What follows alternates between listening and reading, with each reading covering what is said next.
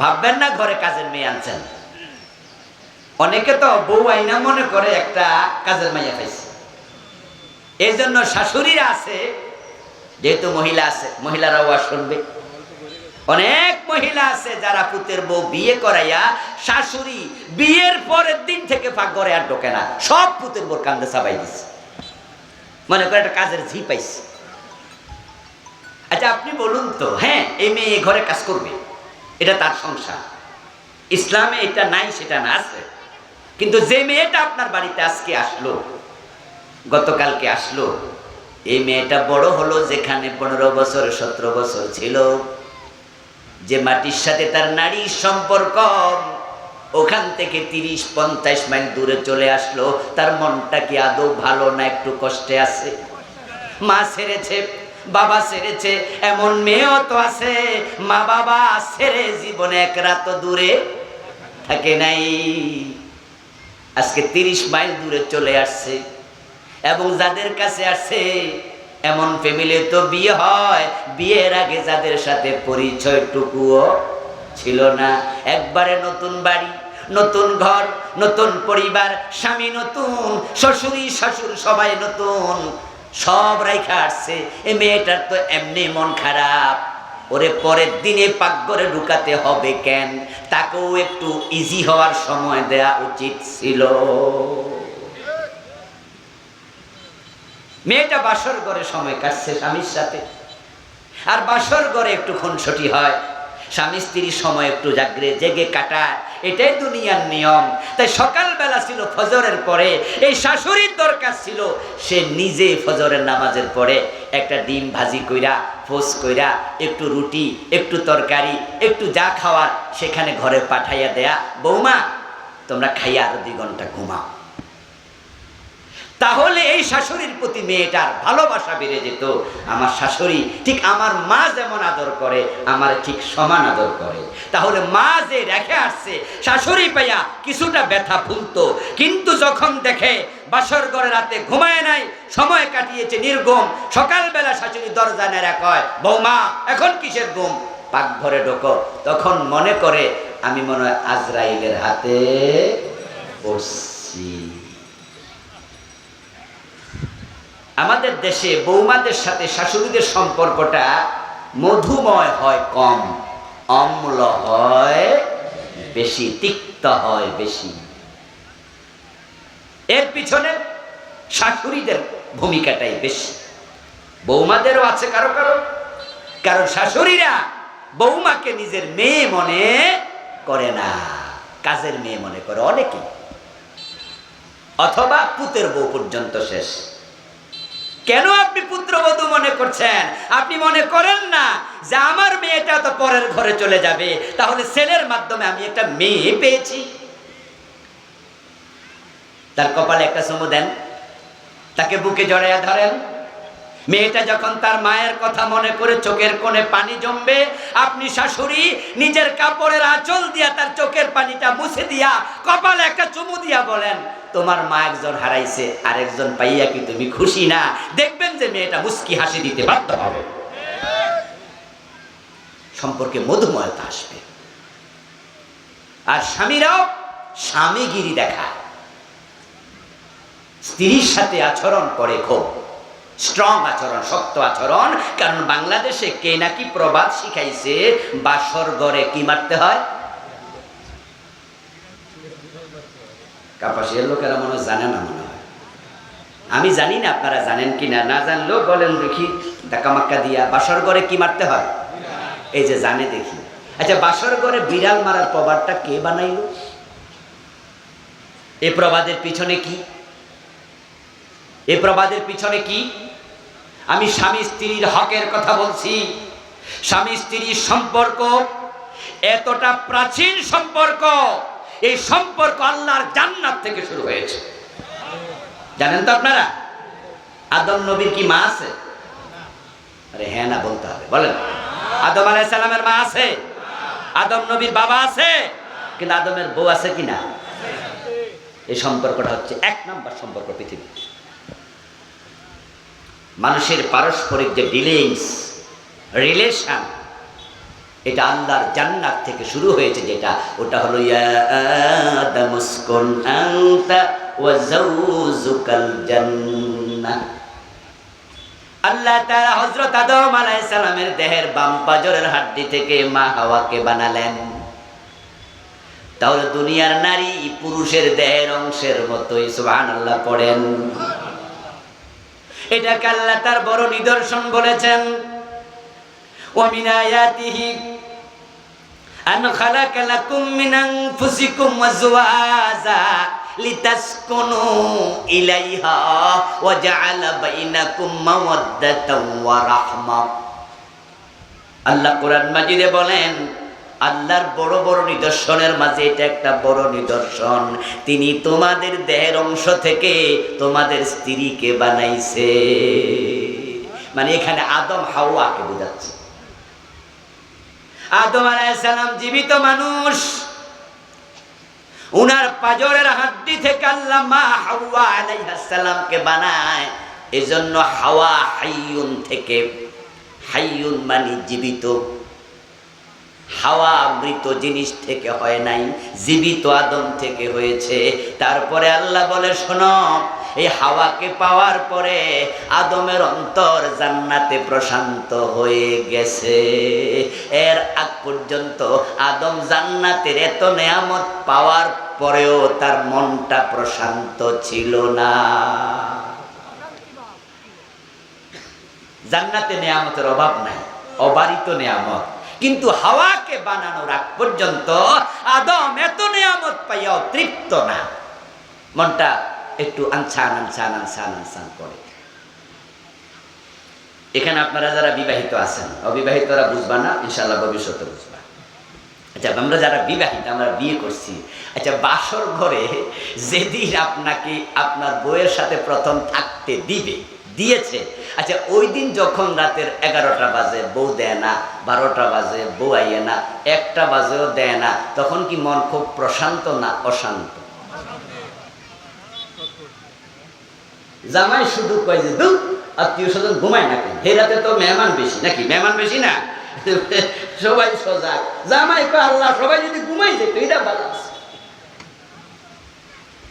দেখেন, আপনি একজন মানুষের জন্য আজকে আনসান করছেন, যদি আপনাকে বাসর ঘরে শোয়া রাখে, আপনার আজমা শাশি মা আত্মীয় খালা এসে বলতেছে, এই আব্দুল্লাহ যা, বাসর ঘরে সাজানো আছে বিছনাপাতি সব, তুই যা একা একা শুয়ে থাক।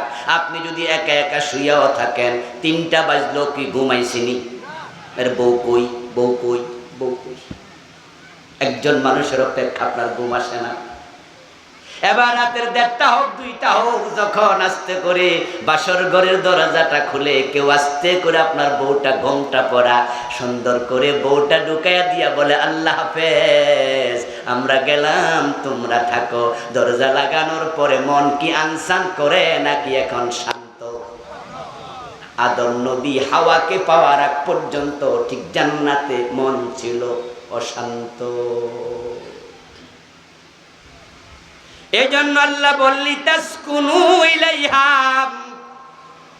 আমি নারীকে বানিয়েছি, তোমার স্ত্রীকে বানিয়েছি, তুমি যেন প্রশান্তি পাও, মন যেন শান্ত হয়।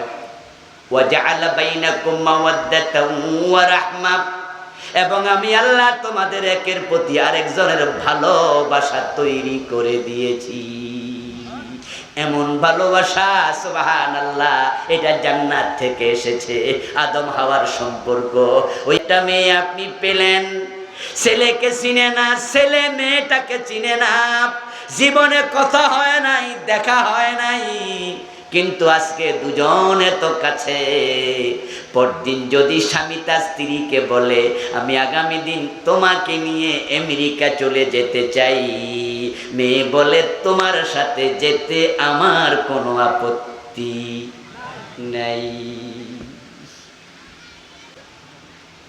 মাখলুকের প্রতি দয়া দেখান, ভালোবাসা দেখান, মানুষের হক দেন। এখন এই জমিনে যত হক মানুষ আমাদের কাছে পাবে, তার মাঝে আজকে বলবো আমি স্বামী স্ত্রীর হক প্রসঙ্গে। আমরা এখানে অনেকেই হাসরের ময়দানে ধরা খাওয়ার আসামি হব। অসংখ্য স্বামী জমিনে আছে, বউয়ের হক দেয় না। আবার অসংখ্য বউ আছে, স্বামীর হক যথাযথ আদায় করে না। এবং ইসলাম স্বামী স্ত্রীর মাঝে কি কি হক আবশ্যক করেছে, অনেক স্বামী স্ত্রী এটা জানেও না। বিয়ে করছেন 30 বছর আগে, 40 বছর আগে, দাড়ি পেকে গেছে, এখনো মোহরানা দেয় নাই। এমন 2-4 জন স্বামী আজকের মাহফিলে থাকার সম্ভাবনা আছে। বাংলাদেশে কত পার্সেন্ট লোক বউয়ের মোহর দেয়? কত পার্সেন্ট? বরং সেটা বর্তমানে আরো জঘন্য পর্যায়ে চলে গেছে। এমন পরিমাণ মোহরানা ধার্য করা হয় যা দেয়ার সামর্থ্য অনেক স্বামীর নাই। এলাকা খোঁজ নেবেন, ছেলে রিক্সা চালায়, ওর বিয়ে তো 3 লাখ 5 লাখ মোহর। এই সিস্টেম কি আপনাদের কাফাসি আসেনি?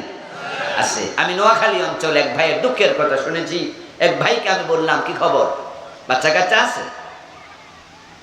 আমার পরিচিত হাসি দিয়ে বললেন যে হুজুর বিয়ে তো করি নাই। আমি বললাম ইন্না লিল্লাহ, এখনো বিয়ে হয়নি? বলে হুজুর মোহরের জ্বালা বিয়ে করতে পারতেছি না। ও কামেল পাস, মাস্টার্স পাস।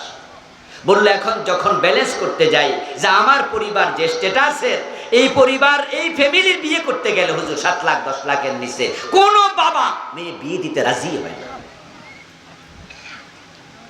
আমার তো টাকা নেই। এবং বাংলাদেশে যারা মোহর লেখে, মেয়ের বাবা ছেলের কাছে যে কাবিল নিল, মোহর নিল, হেও জানে জামাই দিত না, কিন্তু 5 লাখ লিখতে হইব। আবার যে ছেলে রাজি হলো, ছেলের বাবা রাজি হলো, 5 লাখে লেখেন। ছেলে এবং ছেলের বাবাও জানে আমরাও দিতাম না, ঠিক না? তো লেখলো কেন? তালাক দিতে যেন না পারে, দেয়ার চিন্তা নাই। অথচ মোহর দেয়া স্বামীর জন্য স্ত্রীকে নফল না ফরজ? মাসালা বলেন না, দেন আর না দেন, পরে না চিন্তা করুন যে দিমু কিনা, কিন্তু মাসলা তো কয়া লাগবো। মোহর দেয়াটা ফরজ না নফল? এটা ফরজ। আল্লাহ তাআলা কোরআন মাজিদে অনেকগুলা সূরায় বলছেন, ওয়াতুন নিসা সাদুকাতিহিন্না নিহলা, তোমাদের স্ত্রীদেরকে তাদের প্রাপ্য মোহর খুশি মনে দাও। আল্লাহ তাআলা বলছে তুহুন্না উজুরাহুন্না ফারিদা, এবং এটাকে তুমি ফরজ মনে করে দাও, খুশি মনে দাও, এটা ফরজ, এটা ভেবে দাও। যদি না দেও, মান তাজাওয়াজা ইমরাআতান বিসাদাকিন, কোন পুরুষ নারীকে বিয়ে করলো, মোহর নির্ধারণ করলো, ওয়ানবি আল্লাহ ইউদ্দি, আর মনে মনে ভাবলো দিমুনা, ফাহুয়া জানিন, হাসরের দিন সে জিনাকারের কাতারে দাঁড়াতে হবে। এটা সুবহানাল্লাহ না, এটা নাউজুবিল্লাহ। সব জায়গায় সুবহানাল্লাহ না, কিছু জায়গায় ইন্না লিল্লাহ আসেনি। ইয়েস, এটা নাউজুবিল্লাহ হাদিস। কারণ যে সমস্ত স্বামী স্ত্রীকে মোহর দেবে না, এই চিন্তা মোহর লেখে জিনাকার। তাহলে বাংলাদেশে এখন অবস্থা কোন পর্যায়ে গিয়ে খারাইবে? মেয়ের বাবারা তারা বিয়ে দেওয়ার আগে মামলা চিন্তা কয় যে যদি তালাক দেয় তাহলে মোহরের মামলা করে দেব। আচ্ছা, আত্মা থেকে নাকি আত্মীয় হয়? তা আপনি যার কাছে কলিজার টুকরা মেয়ে তুলে দিলেন, এর বিরুদ্ধে আগে মামলা চিন্তা, এটা কি আত্মার সম্পর্ক? এটা কি আত্মার সম্পর্ক? এটা তো শত্রুতা, শুরুতে শত্রুতা। আমার প্রিয় ভাই, স্ত্রীর অধিকারের মাঝে 1 নাম্বার মোহর পরিশোধ। সুতরাং যারা মোহর দেন নাই, জিনাকারের কাতারে দাঁড়াতে হবে। আর সেখান থেকে বাঁচতে হলে আজকে মোহর দেওয়ার সিদ্ধান্ত নিয়ে বাড়ি যেতেই হবে। এটা আপনার স্ত্রীর 1 নাম্বার অধিকার। এখন মোহরটা কত হবে, কত টাকা হওয়া উচিত? ক্বালান নবী সাল্লাল্লাহু আলাইহি ওয়াসাল্লাম, খায়রুস সাদাক আইসারু, প্রিয় নবী বলছেন ওইটাই হলো সেরা মোহর, যেটা পরিশোধ করা স্বামীর জন্য সহজ হয়। তাহলে মহর হবে ওই পরিমাণ যে পরিমাণ পরিশোধ করার সামর্থ্য আছে, এর চেয়ে বেশি নয়। এখন যারা মেয়ের বাবা আছেন তারা আজকে সিদ্ধান্ত নেবেন যে আপনার জামাইকে, আপনার মেয়ের হাজবেন্ডকে আপনি কি জেনাকার কাতারে দেখতে চান হাশরের মাঠে? তাকে বিপদে ফেলতে চান? ওই পরিমাণ মোহর নির্ধারণ করুন, যেই পরিমাণ মোহর নির্ধারণ করলে জামাই দিতে পারবে। তাই জামাইকে আপনি ওফেন বলবেন, খোলামেলা বলবেন, বাজান বিয়ের অনুষ্ঠানে বিভিন্ন কথা হয়, বিভিন্ন লেনদেন হয়, সেখানে আপনি ওফেনলি বলবেন এখন মোহর কত দেবেন। ছেলে যদি বলে 50,000, আপনি বেশির চেয়ে বেশি বলতে পারেন আমার বড় মেয়ের তো 1 লাখ 2 লাখ, আপনি কি আরো একটু বাড়াইতে পারবেন? ছেলে যদি বলে শ্বশুর পক্ষকে এর চেয়ে বেশি দেওয়ার সামর্থ্য আমার নাই, আপনার উচিত তার সামর্থ্যের রাজি হয়ে যাওয়া, তার প্রতি সম্মান দেখাইয়া বলা দ্যাটস ওকে, আমি রাজি। কি ভাবছেন আপনি মোহর কম হলে বিয়ে ভেঙে যাবে? এটা মিথ্যা ভাবনা। আজ থেকে 30 বছর 40 বছর পিছনে যান, এখানে যারা মুরব্বী আছে অনেকের মোহরে ছিল 10,000 20,000। আবার এমন বিয়ে আছে এখানে অনেকে যাদের বিয়ে কাবিন লেখাই হয় নাই। এই যে মুরব্বী কইতাছে আমার বিয়ে কাবিন লিখছি না, হ্যাঁ এগুলো আমি আমার বড় ভাইকে দেখেছি বিয়ে কাবিন হয়নি। এখন যে বিয়েতে কাবিন রেজিস্ট্রিটা কম্পালসারি, আজ থেকে 30-40 বছর আগে এই যে ওনাদের সময় এটা এতটা গুরুত্বপূর্ণ মনে করতো না, কাগজের সিস্টেমে ছিল। আচ্ছা, জমি বিক্রি হয়েছে রেজিস্ট্রেশন ছাড়া, এমন ঘটনা কি ঘটে নাই? আপন ভাইরে বেশি আবার লেখা লাগবো কেন? আপন ভাইরে বড় ভাই কয় যা আমার 20,000 দে, জমি এটা তোর। যদি কয় ভাই তাহলে লিখবেন না, তুই আমার বিশ্বাস করস না, আমার মুখে দাম নেই। মানুষ ছিল সহজ সরল। আচ্ছা, যাদের বিয়েতে 10-20,000 মোহর ছিল অথবা কাবিনে হয় নাই, তখন বিয়ে ভাঙছে বেশি না এখন ভাঙে বেশি? তাহলে আপনাদের 10 লাখ 20 লাখ বিয়ে ভাঙ্গা ঠেকাতে পারে নাই। স্ত্রীর হক আদায় করুন। 2 নাম্বার ভরণ পোষণ। স্ত্রীকে তার প্রাপ্য ভরণ পোষণ দেয়া এটা স্ত্রীর অধিকার।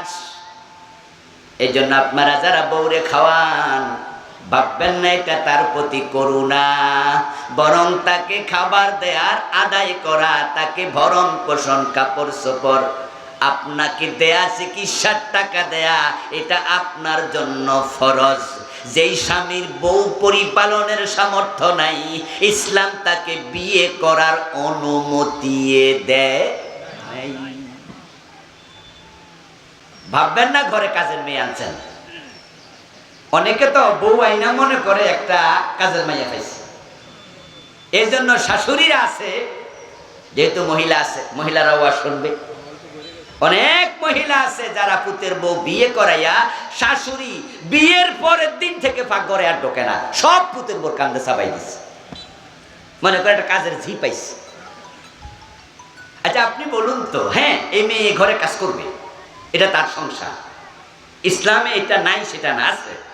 কিন্তু যে মেয়েটা আপনার বাড়িতে আজকে আসলো, গতকালকে আসলো, এই মেয়েটা বড় হলো যেখানে 15 বছর 17 বছর ছিল, যে মাটির সাথে তার নারীর সম্পর্ক, ওখান থেকে 30-50 মাইল দূরে চলে আসলো, তার মনটা কি আদৌ ভালো না একটু কষ্টে আছে? মা ছেড়েছে, বাবা ছেড়েছে, এমন মেয়েও তো আছে মা বাবা ছেড়ে জীবনে এক রাত দূরে থাকে নাই, আজকে 30 মাইল দূরে চলে আসছে। এবং যাদের কাছে আসছে এমন ফ্যামিলি তো বিয়ে হয়, বিয়ের আগে যাদের সাথে পরিচয়টুকুও ছিল না, একবারে নতুন বাড়ি, নতুন ঘর, নতুন পরিবার, স্বামী নতুন, শ্বশুরি শ্বশুর সবাই নতুন, সব রাইখা আসছে। এই মেয়েটার তো এমনি মন খারাপ, ওরে পরের দিনে পাকঘরে ঢুকাতে হবে কেন? তাকেও একটু ইজি হওয়ার সময় দেয়া উচিত ছিল। মেয়েটা বাসর ঘরে সময় কাটছে স্বামীর সাথে, আর বাসর ঘরে একটু খুনসুটি হয়, স্বামী স্ত্রীর সময় একটু জেগে কাটায়, এটাই দুনিয়ার নিয়ম। তাই সকালবেলা ছিল ফজরের পরে, এই শাশুড়ির দরকার ছিল সে নিজে ফজরের নামাজের পরে একটা ডিম ভাজি কইরা, পোস কইরা, একটু রুটি, একটু তরকারি, একটু যা খাওয়ার সেখানে ঘরে পাঠাইয়া দেয়া, বৌমা তোমরা খাইয়া আরো 2 ঘন্টা ঘুমাও। তাহলে এই শাশুড়ির প্রতি মেয়েটার ভালোবাসা বেড়ে যেত। আমার শাশুড়ি ঠিক আমার মা যেমন আদর করে, আমার ঠিক সমান আদর করে। তাহলে মা যে রেখে আসছে, শাশুড়ি পাইয়া কিছুটা ব্যথা ভুলতো, কিন্তু যখন দেখে বাসর ঘরে রাতে ঘুমায় নাই, সময় কাটিয়েছে নির্ঘুম, সকালবেলা শাশুড়ি দরজা নেড়া কয়, বৌমা এখন কিসের ঘুম, পাকঘরে ঢোকো, তখন মনে করে আমি মনে হয় আজরাইলের হাতে পড়ছি। আমাদের দেশে বৌমাদের সাথে শাশুড়িদের সম্পর্কটা মধুময় হয় কম, অম্ল হয় বেশি, তিক্ত হয় বেশি। এর পিছনে শাশুড়িদের ভূমিকাটাই বেশি, বৌমাদেরও আছে কারো কারো। কারণ শাশুড়িরা বৌমাকে নিজের মেয়ে মনে করে না, কাজের মেয়ে মনে করে অনেকে, অথবা পুতের বউ পর্যন্ত শেষ। কেন আপনি পুত্রবধূ মনে করছেন? আপনি মনে করেন না যে আমার মেয়েটা তো পরের ঘরে চলে যাবে, তাহলে ছেলের মাধ্যমে আমি একটা মেয়ে পেয়েছি। তার কপালে একটা চুমু দেন, তাকে বুকে জড়াইয়া ধরেন। মেয়েটা যখন তার মায়ের কথা মনে করে চোখের কোণে পানি জমবে, আপনি শাশুড়ি নিজের কাপড়ের আঁচল দিয়া তার চোখের পানিটা মুছে দিয়া কপালে একটা চুমু দিয়া বলেন, তোমার মা একজন হারাইছে, আরেকজন পাইয়া কি তুমি খুশি না? দেখবেন যে মেয়েটা মুস্কি হাসি দিতে বাধ্য হবে, সম্পর্কে মধুময়তা আসবে। আর স্বামীরাও স্বামীগিরি দেখায়, স্ত্রীর সাথে আচরণ করে খুব স্ট্রং আচরণ, শক্ত আচরণ। কারণ বাংলাদেশে কে নাকি প্রবাদ শিখাইছে, বাসর ঘরে কি মারতে হয়? কাপাসিয়ার লোকেরা মনে জানে না, মনে হয়, আমি জানি না, আপনারা জানেন কিনা, না জানলেও বলেন দেখি ধাক্কা মাক্কা দিয়া। বাসর ঘরে কি মারতে হয়? এই যে জানে দেখি। আচ্ছা, বাসর ঘরে বিড়াল মারার প্রবাদটা কে বানাইল? এই প্রবাদের পিছনে কি? এই প্রবাদের পিছনে কি? আমি স্বামী স্ত্রীর হকের কথা বলছি। স্বামী স্ত্রীর সম্পর্ক এতটা প্রাচীন সম্পর্ক, এই সম্পর্ক আল্লাহর জান্নাত থেকে শুরু হয়েছে। জানেন তো আপনারা? আদম নবীর কি মা আছে? আরে হ্যাঁ না বলতে হবে, বলেন। আদম আলাইহিস সালামের মা আছে? আদম নবীর বাবা আছে? কিন্তু আদমের বউ আছে কিনা? এই সম্পর্কটা হচ্ছে 1 নম্বর সম্পর্ক পৃথিবী। মানুষের পারস্পরিক যে ডিলিংস, রিলেশন, এটা আল্লাহর জান্নাত থেকে শুরু হয়েছে। যেটা ওটা হলো ইয়া আদামুসকুন আনতা ওয়া যাওজুকাল জান্নাহ। আল্লাহ তাআলা হযরত আদম আলাইহিস সালামের দেহের বাম পাজরের হাড্ডি থেকে মা হাওয়াকে বানালেন। তাহলে দুনিয়ার নারী পুরুষের দেহের অংশের মতোই, সুবহানাল্লাহ পড়েন। এটাকে আল্লাহ তার বড় নিদর্শন বলেছেন, ওয়া মিন আয়াতিহি আন খালাকা লাকুম মিন আনফুসিকুম আজওয়াজা লিতাসকুনু ইলাইহা ওয়া জাআলা বাইনাকুম মাওয়াদ্দাতাও ওয়া রাহমা। আল্লাহ কোরআন মাজিদে বলেন, আল্লাহর বড় বড় নিদর্শনের মাঝে এটা একটা বড় নিদর্শন, তিনি তোমাদের দেহের অংশ থেকে তোমাদের স্ত্রীকে বানাইছে। মানে এখানে আদম হাওয়াকে বোঝাচ্ছে। আদম আলাইহিস সালাম জীবিত মানুষ, উনার পাজরের হাড্ডি থেকে আল্লাহ মা হাওয়া আলাইহিস সালামকে বানায়। এজন্য হাওয়া হাইয়ুন থেকে, হাইয়ুন মানে জীবিত, হাওয়া মৃত জিনিস থেকে হয় নাই, জীবিত আদম থেকে হয়েছে। তারপরে আল্লাহ বলে, শোনো, এই হাওয়াকে পাওয়ার পরে আদমের অন্তর জান্নাতে প্রশান্ত হয়ে গেছে। এর আগ পর্যন্ত আদম জান্নাতের এত নেয়ামত পাওয়ার পরেও তার মনটা প্রশান্ত ছিল না। জান্নাতে নেয়ামতের অভাব নাই, অবারিত নেয়ামত। কিন্তু হাওয়াকে বানানোর আগ পর্যন্ত আদম এত নিয়ামত পাইয়াও তৃপ্ত না, মনটা একটু আনছান আনছান আনছান আনছান করে। এখানে আপনারা যারা বিবাহিত আছেন, অবিবাহিতরা বুঝবা না, ইনশাআল্লাহ ভবিষ্যতে বুঝবা। আচ্ছা, আমরা যারা বিবাহিত, আমরা বিয়ে করছি, আচ্ছা বাসর ঘরে যেদিন আপনাকে আপনার বউয়ের সাথে প্রথম থাকতে দিয়েছে, আচ্ছা ওই দিন যখন রাতের 11টা বাজে বউ দেয় না, 12টা বাজে বউ আইয়ে না, 1টা বাজেও দেয় না, তখন কি মন খুব প্রশান্ত না অশান্ত? জামাই শুধু কয় যে দু আত্মীয় স্বজন ঘুমায় না কেন, হে রাতে তো মেহমান বেশি, নাকি মেহমান বেশি না? সবাই সজাগ, জামাই কয় আল্লাহ সবাই যদি ঘুমাই যেত এটা ভালো আছে। দেখেন আপনি একজন মানুষের জন্য আজকে আনসান করছেন, যদি আপনাকে বাসর ঘরে শোয়া রাখে, আপনার আজমা শাশি মা আত্মীয় খালা এসে বলতেছে এই আব্দুল্লাহ যা বাসর ঘরে সাজানো আছে বিছনাপাতি সব, তুই যে একা একা শুয়ে থাক। আপনি যদি একা একা শুয়েও থাকেন, 3টা বাজলো কি ঘুমাইছিনি? বউ কই বউ কই বউ কই? একজন মানুষের অপেক্ষা আপনার ঘুম আসে না? এবার রাতের 1টা হোক 2টা হোক, যখন আস্তে করে বাসর ঘরের দরজাটা খুলে কেউ আস্তে করে আপনার বউটা ঘোমটা পরা সুন্দর করে বউটা ঢুকাইয়া দিয়া বলে আল্লাহ হাফেজ, আমরা গেলাম তোমরা থাকো, দরজা লাগানোর পরে মন কি আনসান করে নাকি এখন শান্ত? আদম নবী হাওয়াকে পাওয়ার আগ পর্যন্ত ঠিক জান্নাতে মন ছিল অশান্ত। এজন্য আল্লাহ বললি তাসকুনু ইলাইহা, আমি নারীকে বানিয়েছি, তোমার স্ত্রীকে বানিয়েছি, তুমি যেন প্রশান্তি পাও, মন যেন শান্ত হয়। ওয়া জাআলা বাইনাকুম মাওয়াদ্দাতান ওয়া রাহমা, এবং আমি আল্লাহ তোমাদের একের প্রতি আরেকজনের ভালোবাসা তৈরি করে দিয়েছি। এমন ভালোবাসা সুবহানাল্লাহ, এটা জান্নাত থেকে এসেছে। আদম হাওয়ার সম্পর্ক, ওইটা মেয়ে আপনি পেলেন, ছেলেকে চিনে না, ছেলে মেয়েটাকে চিনে না, জীবনে কথা হয় নাই, দেখা হয় নাই, কিন্তু আজকে দুজনে তো কাছে। পরদিন যদি স্বামী তার স্ত্রীকে বলে আমি আগামী দিন তোমাকে নিয়ে আমেরিকা চলে যেতে চাই, মেয়ে বলে তোমার সাথে যেতে আমার কোনো আপত্তি নাই। এবং ঠিক এই মেয়েটা তার স্বামীকে নিয়ে যখন হানিমুনে রওনা দেয়, যাচ্ছে ব্যাংককে, যাচ্ছে কক্সবাজারে, গাড়ির সিটে বসায়া দিছে জানালার পাশে, স্বামী বসছে এই পাশে, যেন পর পুরুষের গায়ে ধাক্কা বউ না খায়। তাই সেফ জোনে বসাইয়া তারপরে স্বামী আবার বসে বসে মোবাইল টিপতেছে।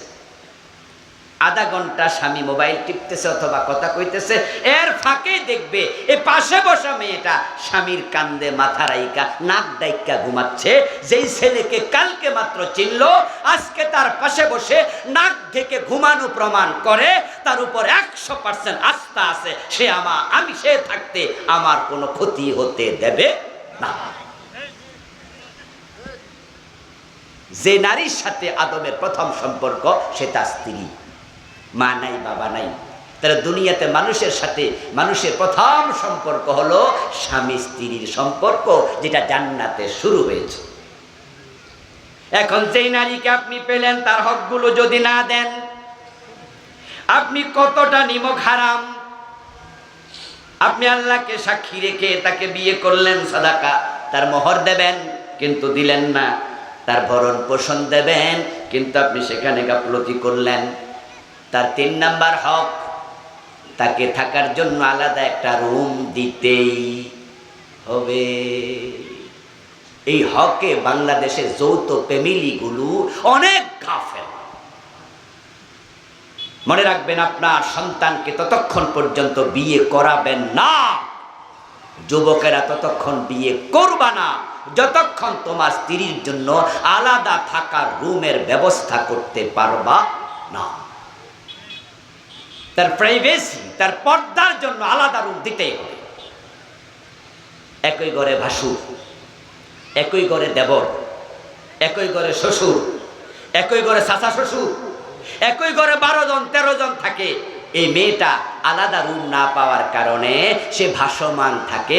রাতে ঘুমানোর জন্য একটা ছকি আছে, কিন্তু দিনে আলাদা থাকতে পারবে না, সবাই মিলে থাকছে। বেপর্দা বেপর্দা, দেবরের সাথে পর্দা নাই, বাসুরের সাথে পর্দা নাই, এমন পরিবার কাপাসিয়া আছে কি? দেবরের সাথে পর্দা করা নফল না ফরজ? বরং প্রিয় নবীজি সাল্লাল্লাহু আলাইহি ওয়াসাল্লামকে দেবরের ব্যাপারে প্রশ্ন করা হয়েছিল। আল্লাহর নবী বলেছেন আল হামু ওয়াল মাউত, দেবর হলো মৃত্যু তুল্য। অন্য মানুষের পর্দা যতটা না শক্ত, ভাবির সাথে দেবরের পর্দা আরো বেশি শক্ত। দেবর আজরাইল, মৃত্যু দেখলে, আজরাইল মালাকুল মউত দেখলে আমরা যেমন পালাবো, আমরা আজরাইলের নাম শুনলে ভয় পেয়ে যাই, রাসূল বলছে দেবর ঠিক তাই। কিন্তু যৌথ ফ্যামিলিগুলোতে দেবরের সাথে পর্দা হয় সবচেয়ে কম, যার কারণে যত জেনা ব্যভিচার হয় অনেক জায়গায় দেবরের সাথে বেশি হয়।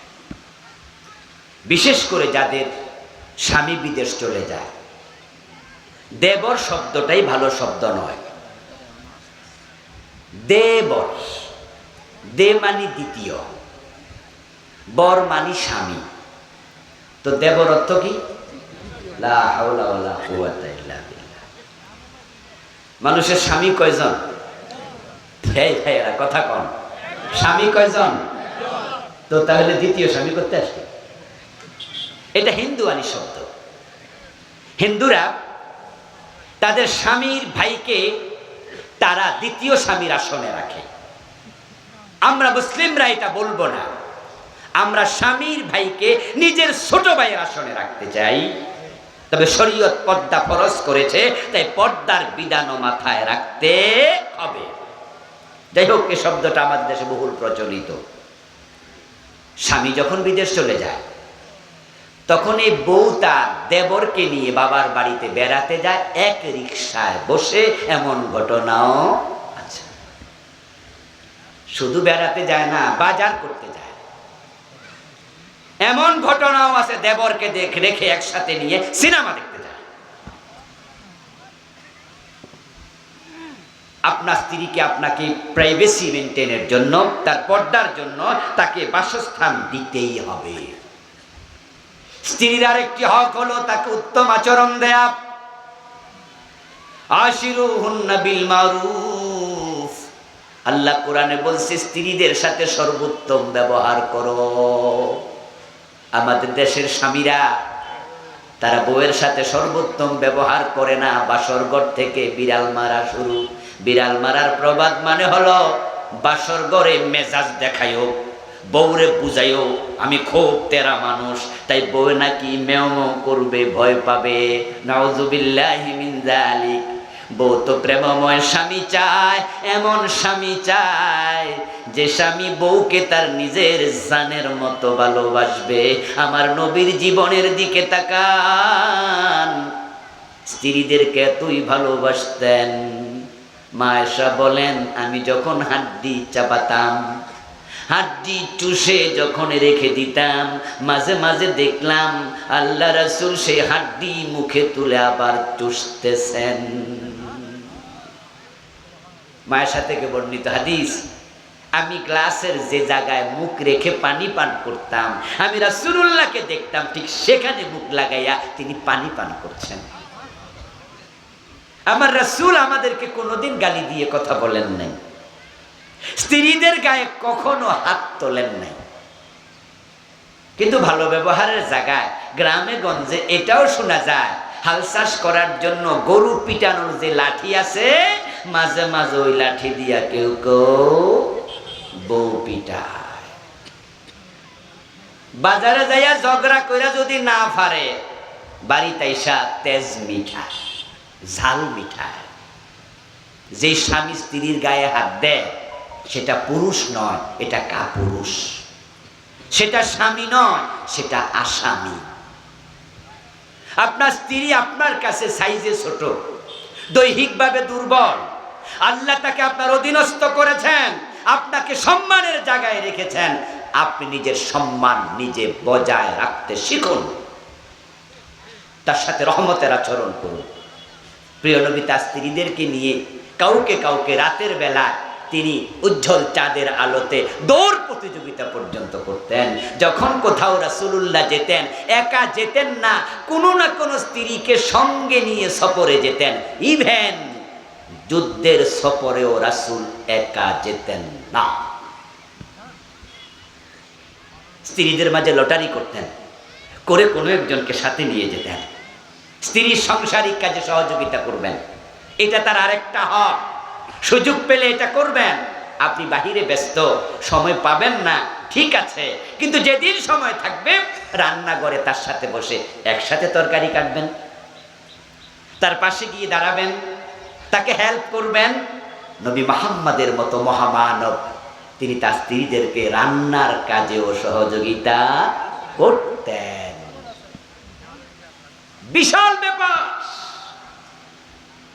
হ্যাঁ, আমরা কেউ আছি এমপি, কেউ মন্ত্রী, কেউ সচিব, কেউ বড় হুজুর, কেউ বড় আমলা।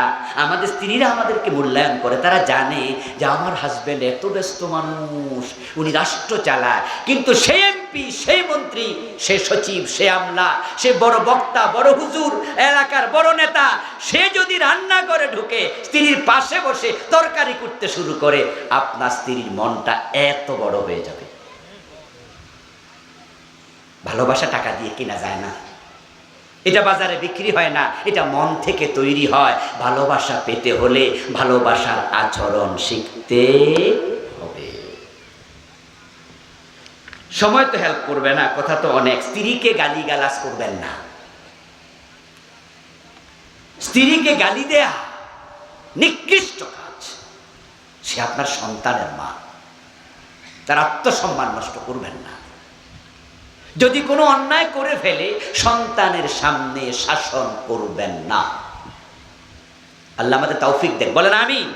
কারণ তাকে যখন আপনি সন্তানের সামনে বকা দিলেন, শাসন করলেন, তার খুব লাগে, সেও মানুষ। সে তখন বোঝে যে আমার সন্তানের সামনে উনি আমাকে হেয় করলো, ছোট করলো। আর যদি সন্তানের সামনে থাপ্পড় দেন, গায়ে হাত দেন, তাহলে যদি তার কাছে মৃত্যুর মতো কষ্টের হয়, সে খুব অসহায় ফিল করে, খুব কষ্ট পায়।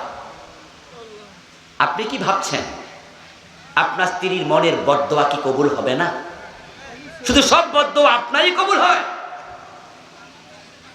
এই জন্য স্ত্রীর গায়ে হাত দেবেন না, সন্তানের সামনে শাসন করবেন না। স্ত্রী যদি কখনো রেগে যায়, ধৈর্য ধারণ করবেন। হ্যাঁ, এখানে আমরা ফেল করি।